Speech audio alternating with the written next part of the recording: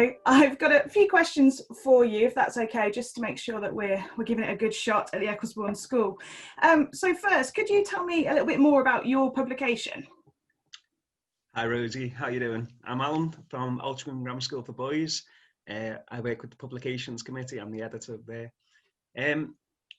The group actually came together as an idea I had on my interview with the head.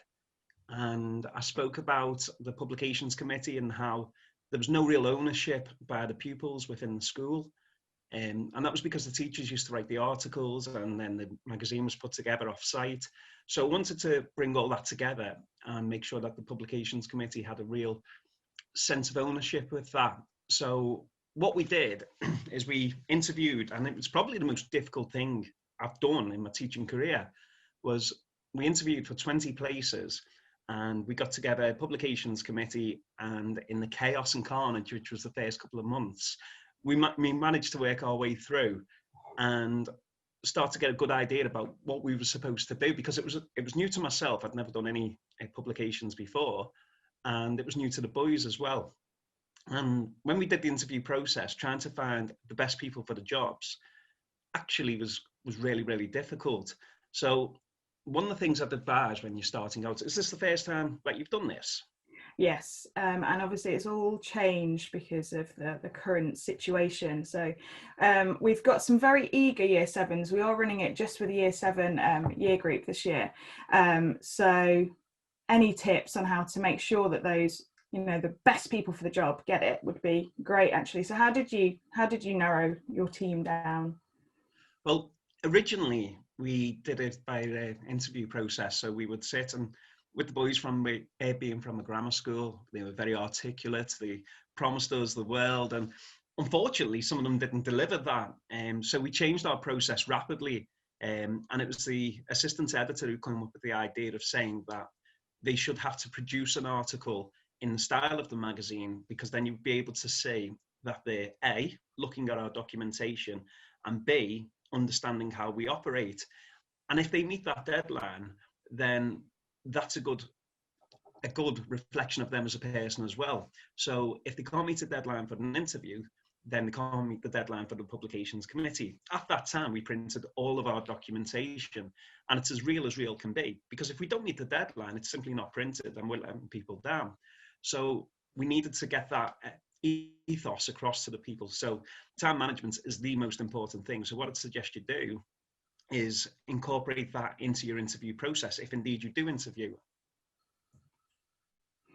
Yeah, excellent. So how did you manage to meet those deadlines? How many deadlines do you have a year? We have 4 deadlines a year. We have 3 online versions of the Word. We have an end of year magazine. The end of year one is usually about 80 pages, and that is really, really difficult. The deadline management is really down to the assistant editors. Originally, I had 1 assistant editor, but the job was quite big to do all 4 publications. So we've got 2 assistant editors, and we have an assistant editor in training. So what we do is the assistant editors always reflect those good practices that I want to have. And then the assistant editor in training, they then are picking up those practices and ready to pass on to the next person. So we've got that continuous training. I've been very, very blessed with the assistant editors that I've had. Have all been sensational. And they all come to me with ideas, and they all come up with suggestions on how we can improve. So managing the deadlines is really down to them. So I tend to have one of the older boys and then somebody in Key Stage 3 going into Key Stage 4. So they have those links between them. And I've explained to the assistant editors as well that they're meant to be like the buddies of the people in the group as well. So I will send out my information, my message. It's really important we meet deadlines. We've got to make sure we do these things.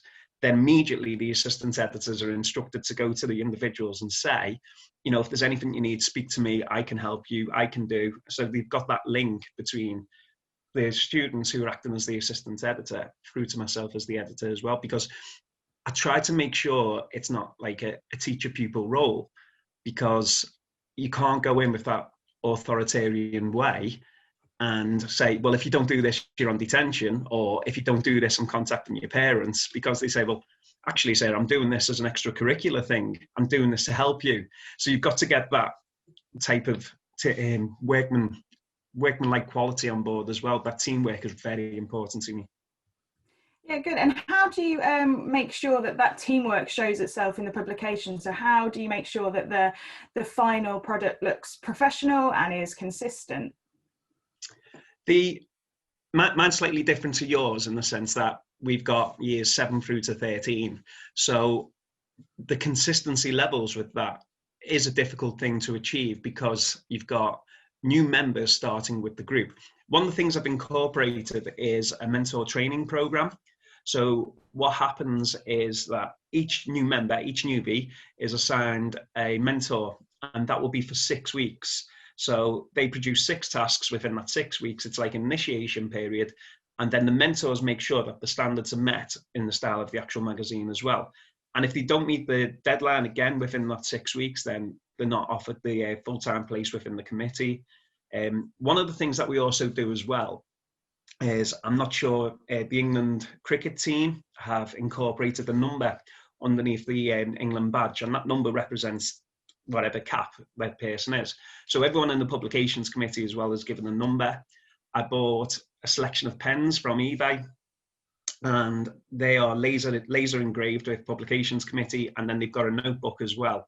And on that notebook is the name, publications committee, and then the number as well. So they have some type of belonging to the group as well. So when we talk about you are the 117th person to join our committee in the 10 years it's been running, again, it just gives them that ownership and it makes them want to be a part of it. And I'm really fortunate in the fact that once people join me, very, very rarely leave. I sometimes get people who leave for GCSE and A-level reasons, but I have people who leave and come back again as well. So it's the ownership aspect of it again.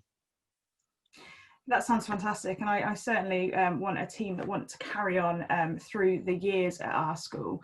So how do you make sure that you know, that communication between team members works? Do you use any particular software? Has that any tips really to overcome kind of the pandemic circumstances at the moment, because meeting is obviously quite hard in person, and like you say, it is extracurricular. So how can I get around those issues at the moment?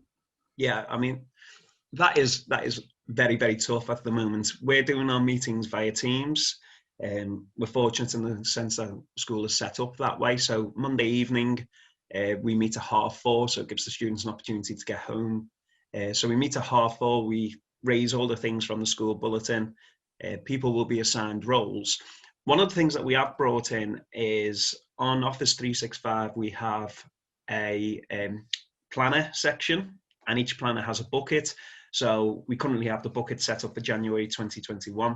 So within that bucket, people are assigned roles, and they have to change the status to ongoing in order to show that they've looked at it.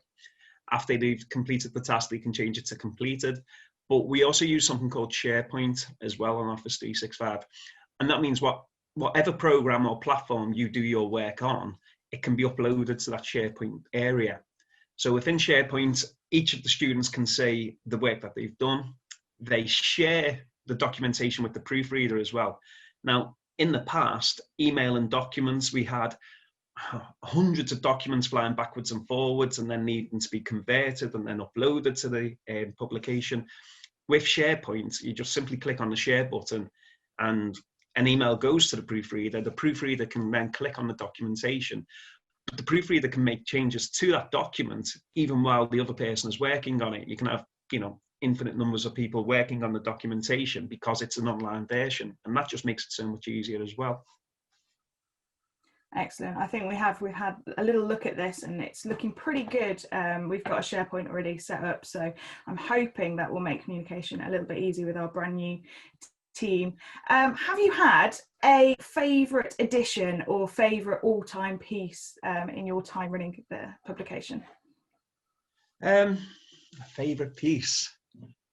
I mean, the most obvious one to say would be George Thornycroft's article about his sister, which won the Shine Award. But I've actually, my favourite pieces are all about the students who reflect about the time.